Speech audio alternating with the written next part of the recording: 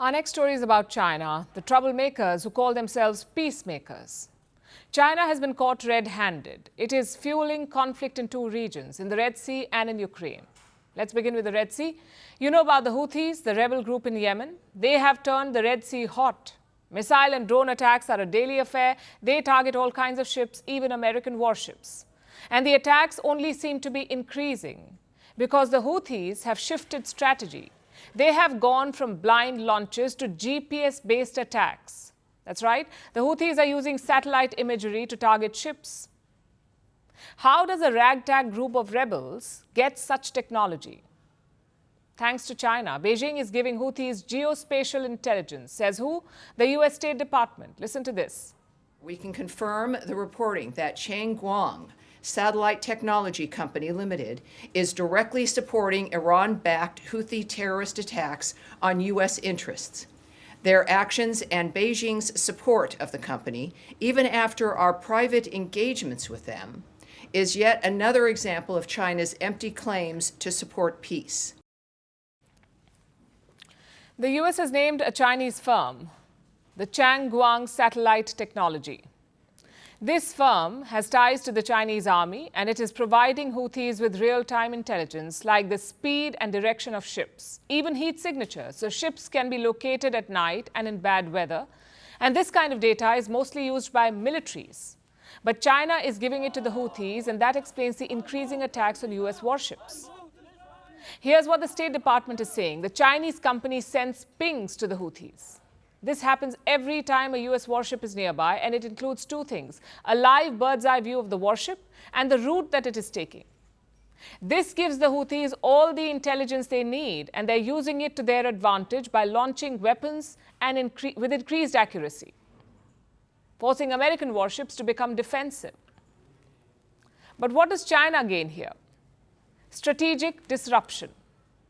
Let me explain. The Red Sea is vital for Western nations. 40% of their trade passes through here.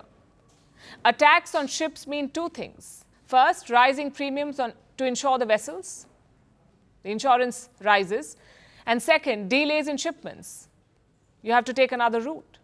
In short, the Houthis strike, the West pays, and China smiles. So that's what China is up to in the Red Sea. Now let's tell you about the other war zone. The war in Ukraine. What's China doing there? Apparently arming Russia.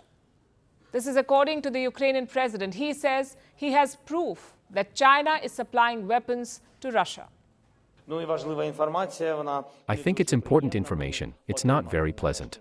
We finally received information that China is supplying weapons to the Russian Federation, and we are ready to talk about it in detail. Today, we have general information from the security service, from intelligence about gunpowder, artillery. So China is giving Russia gunpowder and artillery. That's what Zelensky says, and that's not all. He says Chinese nationals are building weapons on Russian soil. And I think we will be able to talk about it in great detail next week, especially about the data that we believe shows that Chinese representatives are engaged in the production of some weapons on the territory of Russia.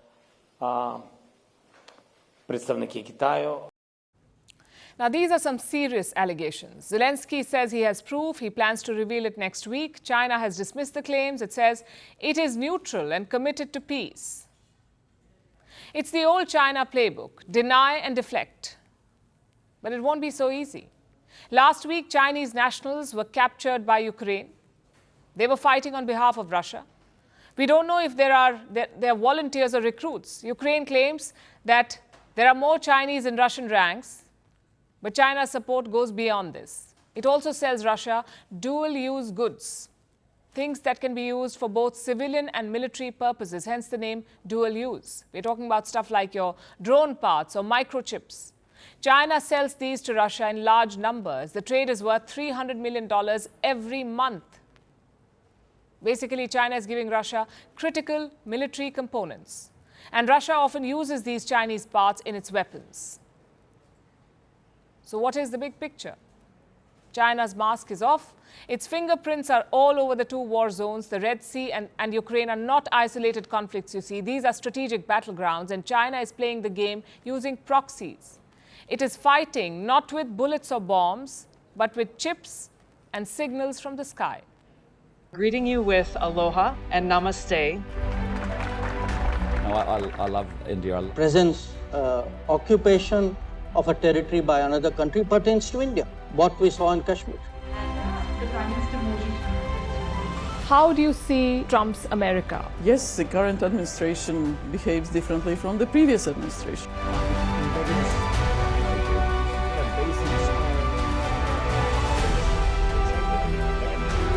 Are you saying that there are foreign powers who are trying to bring down the current government in Syria? Exactly. Iran, maybe Russia too. Prime Minister Modi committed to South-South, cooperation. Not over 50%. Is Ukraine prepared to pay the price for that peace? No compromises at the cost of territorial integrity and sovereignty.